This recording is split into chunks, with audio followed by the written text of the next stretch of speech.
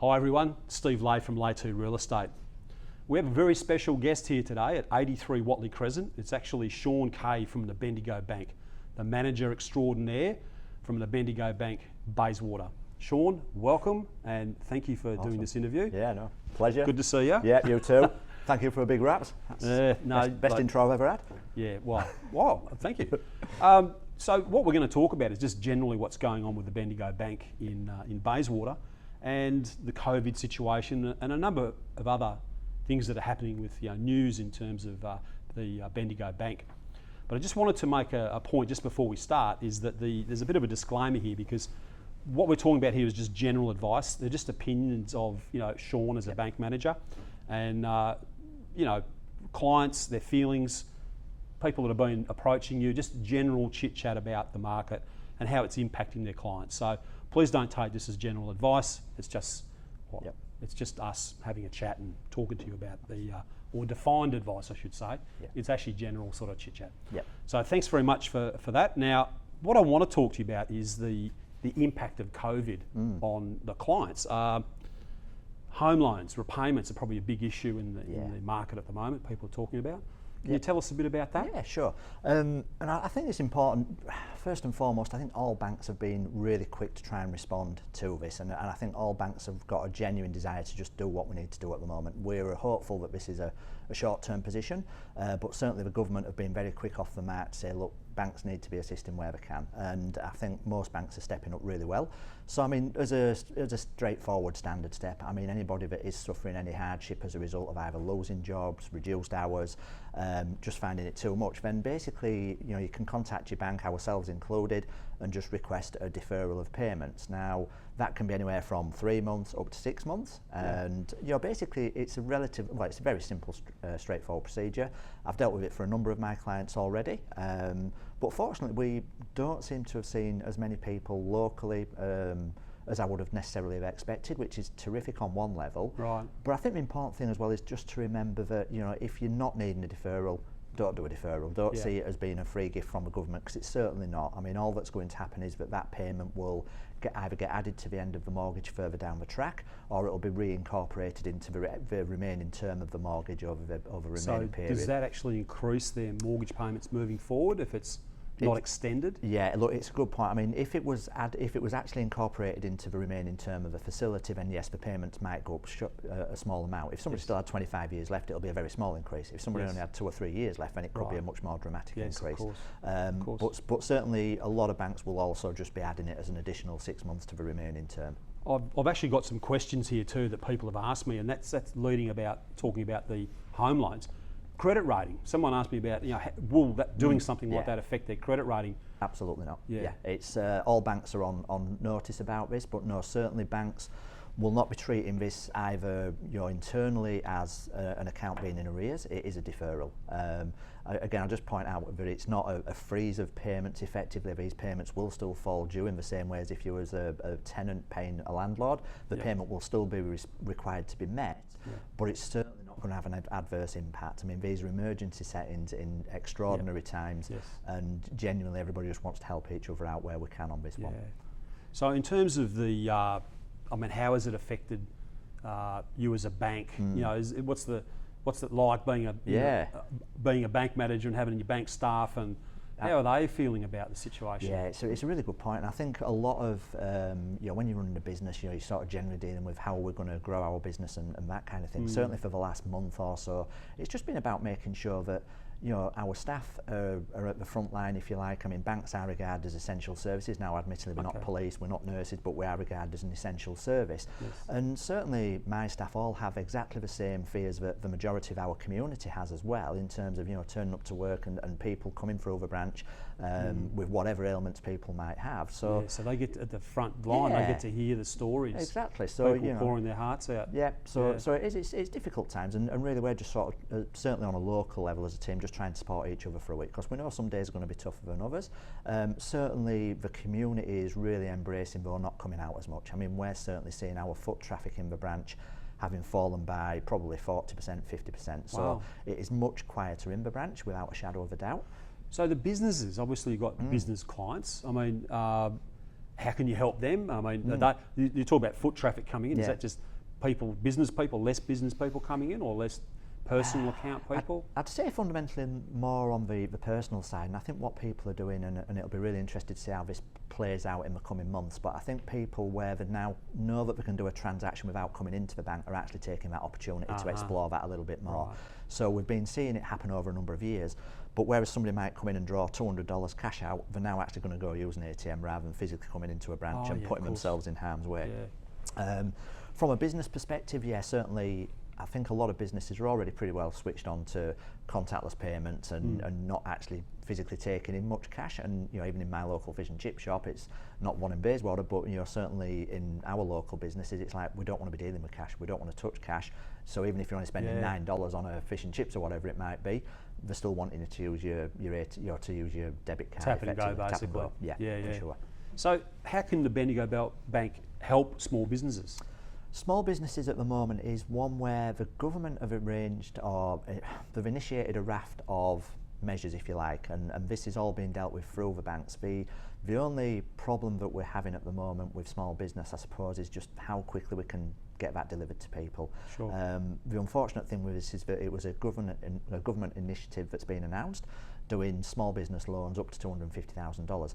They've got their own set of criteria that they've built up around this, because if the government's going to guarantee it to the extent of 50%, they're going to want to make sure that they're hopeful that they're getting the majority of it back. The bank is absorbing the other 50%, but this is not a free gift. So it's almost, look, we need to make sure that the businesses that are being supported are businesses that were viable before the crisis and will come out of this and still be viable after the crisis.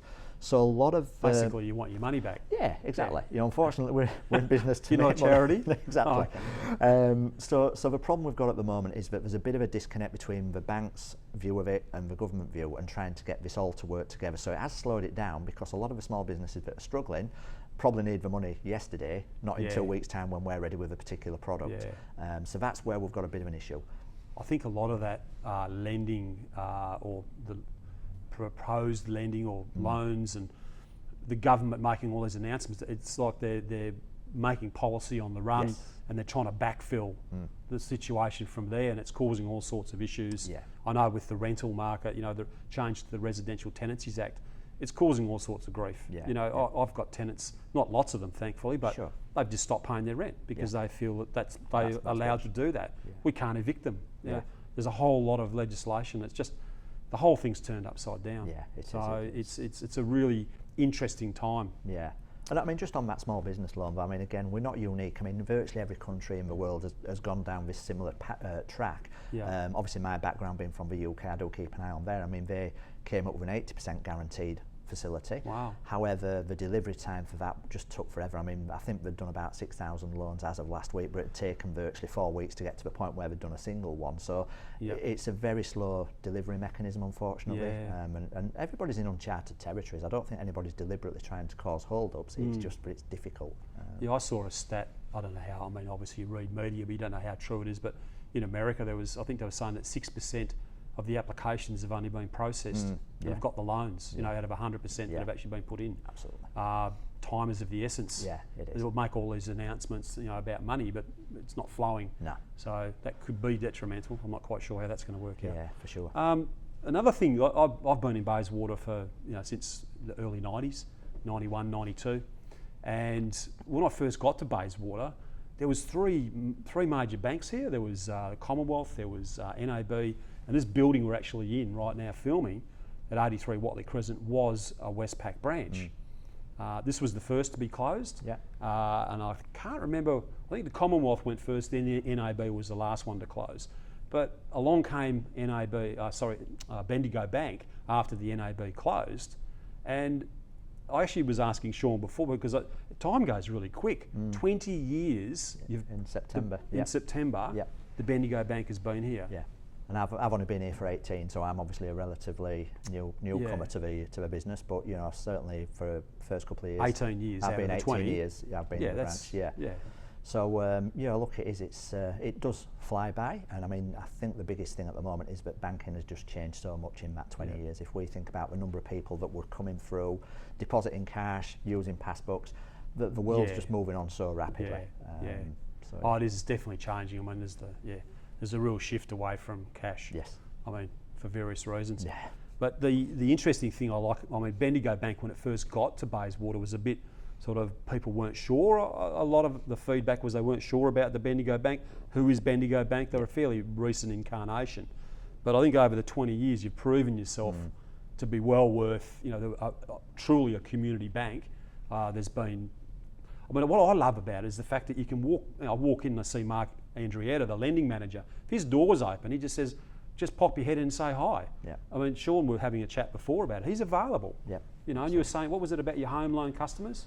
Oh, look, I mean, all of them will have my mobile number. I mean, they've got my email address. We're constantly in touch with each other, and I think that's part of it. I mean, look, we're not so big as a bank that we still want to be very personal with people. That's so old-fashioned. Yeah. Well, it is, and look, in some respects, it's quite, it can be that you spend more time with people, but that's how it should be. At the end of the day, people are doing things that's probably the most important thing in your life, about getting your mortgage sorted, getting your loan paid off, etc. We'd rather not do a transaction for somebody if we don't think it's the right transaction for them, or that, certainly if they've got, if somebody's looking at refinancing to us and there's no benefit for them, we'll gladly say to them, look, stay where you're at, you've already got a good deal. That's a great attitude. That's what I like about the whole flavour and the theme of the Bendigo Bank. I mean, I've actually had that conversation with Mark myself a number of years ago, and it's a really refreshing attitude. So it's good to hear that that's still actually going, because it's sort of, I think people are craving the old-fashioned way. It's very chaotic in the modern world, and I think that old-fashioned high touch, I call it, is something that people actually, maybe not everybody, but I think there is a market for it. I think it comes down to trust as well. I mean, people deal with people that they trust, and if you can't trust somebody, then if you're going to deal with them, you're probably just going to deal with them on price, and that's fine if don't need any touch points. But a lot of people do still want to be able to have a discussion about things, and talk through things with somebody that, whilst I'm not a financial professional, if you like, or an expert on everything, certainly will give an opinion from a banker's perspective as to whether it's an idea that we think is a good idea or not. Yeah. Well, that's what you need to do. You need to bounce. If you're not 100% into the finances, but you need a bit of guiding hand, that's a good place to start. Yeah. Now, the other thing about a community bank is the word community. The community benefit from the Bendigo Bank. I mean, I wasn't really sure. I mean, I don't read all the media and everything, but we're just having a discussion before we started. Tell us a bit. I mean, we support the Bayswater Growers Market. There's annual grants.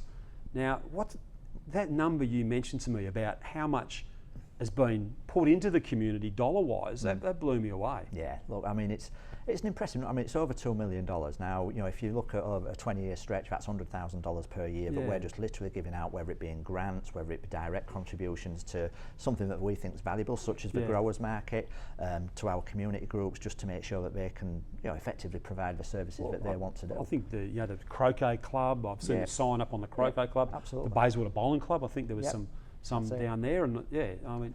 And look, I mean, we've sort of moved to a model where we get community groups to come and talk to us about what it is that they're wanting to do. So we have a pitch night generally on an annual basis. In the past, it's not been quite as structured as that, but that works really well because it also brings together community groups to see what other community groups are doing in their area. So we're hopefully building links between different groups as well, which is terrific. That's a great idea. I think because a lot of the especially with smaller groups, you don't, being, as I was the president of the bowling club, the Bayswater Bowling Club, as a bigger entity, you can be self-sufficient. Yeah. But I imagine talking to a few of the smaller groups, I know how hard it is for them to be independent, and really, that's a great idea. I think that's worth pushing a bit harder, I suppose. Well, getting the groups in and having a.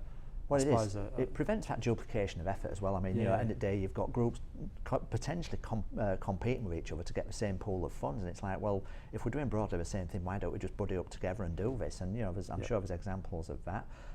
Certainly, look, it's a big part of our charter. I mean, we are a franchise of Bendigo Bank, so whilst we're Bendigo Bank, yes, it's a community bank, and this community bank model says that, look, whatever we earn as a company from the products that we have our clients using and hopefully benefiting from, then basically that profit needs to go somewhere. So we've got local shareholders who receive a dividend on an annual basis, and then whatever's left can go to community groups, and obviously we have to retain some profits to make sure that we remain viable and stable as a company. But our whole ethos for generating profit, and the more profit we can generate, the more profit we can give back to the community. Well, that's it. Community, supporting community. Yeah, I mean, absolutely. if you're going to use a bank, you might as well use the Bendigo bank, or at least come and talk to them about using them. Yeah, definitely. I'm not quite sure the saturation you've got in the area or the general area, but you've got a branch in Naranda. You've got some news about that as well. Yeah, look, Naranda's been going 15 years. So again, Naranda lost all of its banking services about 15 years ago, and we were approached and we placed a branch in there, and largely supported by Bayswater branch, because Bayswater was already up and running and fairly stable.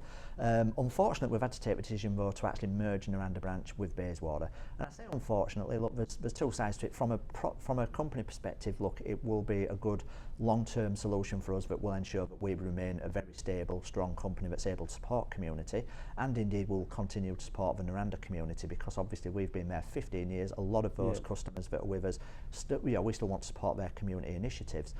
But in doing this, it's just made life so much, I suppose, different for us. But we're finding that we can't support two full-service branches so close to each other, when essentially we've got enough people coming through both branches to fundamentally support one branch. The numbers of people coming through is just not enough to support. You made the comment about banking changing, and this is the thing, is that if the foot traffic was still there, and you had lots and there was more foot traffic and more people using it, but with the shift to online, and the remote, the ATMs, and you can pull money out pretty much anywhere those days.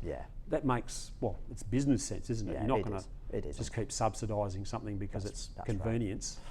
Yeah, look, it is, and we know that if we think about our business in three separate ways. I mean, look, from a shareholder point of view, this is a good outcome, because it will ensure our future profitability without a shadow of a doubt. It's a really good outcome for the community as well, even though they're losing the physical branch, but we'll still be able to support those groups, possibly even more than we could do previously. Right. But obviously the downside is that we know that there's going to be a lot of customers that want to go in there on a regular basis, or do go in there on a regular basis, and that's the sad part of it. But there's just not enough of that number of people to offset the two big benefits. Well, that's right. That's convenient for them, but unfortunately that sort of amount gets smaller and smaller and smaller. And that does happen. If you're in business just in general, if your foot traffic and your customers get less and less and less, you're going to have to make a decision one way or another. So that is sad news, but on the flip side, it is good news, because it will obviously bolster what you're doing and make it easier for you to and look, put grants back into the well, a really great comment though that's coming through from a lot of customers. I mean, customers are going in there saying, look, that's really sad, because we really love coming to see you and we really like the staff. And one of the first comments that comes from customers though, and it's a really nice thing to see, is that, but are you losing your job? And the fact that we're able to say, no, look, everybody's going to be redeployed into Bayswater, because we know we've got more customers to look after it, from a different location, that's all. So I think people are more relieved, and when they hear that, it's like, oh, well, look, at least you're keeping your jobs, that's terrific. So I think people are genuinely as bothered about the staff than they are themselves going in there. They know each other. They go in there all the time and they're talking to them. So absolutely. They're gonna have some sort of relationship with that person. Definitely. And it's the compassion of the community. Wanting to make sure people are okay, which is definitely. That's really nice to hear actually. And it's great to hear you're absorbing it into Bayswater, and they've still got their jobs. Absolutely. Yeah, that's terrific. I'm just sort of thinking about, have you got any questions at all that we haven't asked, or answer any? Is there anything you want to talk about? No, probably not. I mean, I think it's, hopefully, I think the fact we've been here for 20 years, I mean, certainly a big part for us at this moment is we know that a lot of people will be hurting in this area at the moment, and we genuinely we're not seeing this as a business opportunity. This is not me speaking as a business person, is that we genuinely just want to help people where we can do. So when we come through this, certainly... Can I have $20? Well, some people, not all people. 10? Well, geez, all right. I'll get you a coffee next time. Well, when the coffee shop opens, I'll get you a coffee.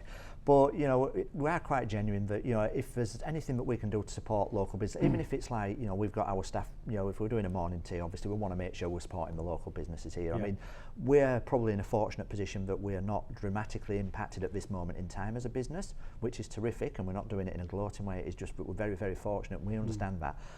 But we know that our resources may be required by the community as we come out of this. So we may, we may find that a lot of community groups are literally on death's door, need somebody just to keep afloat, and we might be asked more to to assist those groups. And similarly, what we're just trying to promote even within our Facebook pages, you know, supporting the local business. You know, the local guy who's got the coffee shop or the IGA or whatever it is. But I don't care whether the customers of ours or not. We just want everybody within Bayswater to be as looked after as well as they possibly can. Yeah, support the local real estate agents. And the local real estate. I forgot about that. Don't forget about me. The other, I was just thinking, in terms of the community, is that I just, you know, it's amazing how the actual, sorry, I thought someone was coming to the door. This space here, I mean, this used to be my actual office with my first real estate business in Bayswater.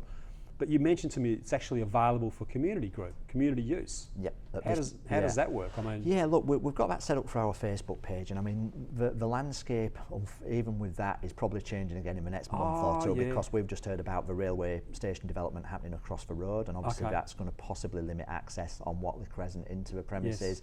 Also, we know that there's going to be an awful lot of noise disruption and various bits and pieces going on there. So we know that the tender's now being awarded. We're aware that obviously that's going to get into full flight. And again, that's just another reason why the local businesses need support, because that's going to cause potentially cause people to want to stay away from the town site when we still need people coming in and doing what I think Bayswater will still support it. It might be a bit noisier, but oh no, absolutely, that's what we're hoping. But so the community, there is still a bit of I mean, obviously there's social distancing and stuff happening at the moment, but exactly. Even, I mean, once this is all passed, this building you see, there's small community groups can use it. There's obviously a process that you can go through, but I've got a lot of fond memories. I mean, I spent 5 years in this building. I've got a lot of fond memories here. This was a great place to be. I think we're still clearing the rubbish out, Steve. Did I leave some there, did I? Okay, I better go and have a look, make sure there's nothing important. But as a real estate cafe. So maybe it could be sort of a bank cafe or something like that. You could get some, I mean, you've got the coffee machine here, so and look, drop in for a coffee at the new Bendigo Bank.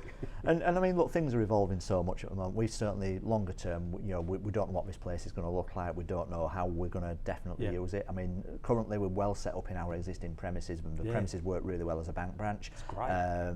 Whether we end up in here in the future, whether it ends up as a community space, whether it ends up as something different, we're just really. Well, it's your way of supporting the area, really. I mean, if you've got the building, you can choose to do things with it to support the community. So, hey, listen, I think we're probably, I don't know whether people have found that informative, or even if, you know, I hope you have. It's been really, really good having Sean come in and do this interview. We're trying to do as many interviews as we can with local people, businesses, and I suppose, you know, people that would have information for the community. So I'd like to thank you very much for this, Sean. And thank you everyone if you're watching. Thank you very much for that. And Steve, look, I'd just like to say thanks to Steve. I mean, you know, at the end of the day, Steve's taken the lead as, you know, one of our local real estate agents to actually sort of put this on and just start getting people talking. And, you know, basically as a community, we all do need to pull together. And I think it's exceptional that Steve's, you know, putting himself out to go ahead and do this for people. So thank you very much. Oh no, you're welcome. I actually like getting in front of the camera and talking to people. Funny enough, so it's something that just has sort of fallen in my lap, but I actually really enjoy it. So, look, I'm Steve Lay from Lay2 Real Estate, and I thank you for watching. And we'll catch you around the traps. Ciao for now. Thank you. Cheers. Thanks, guys.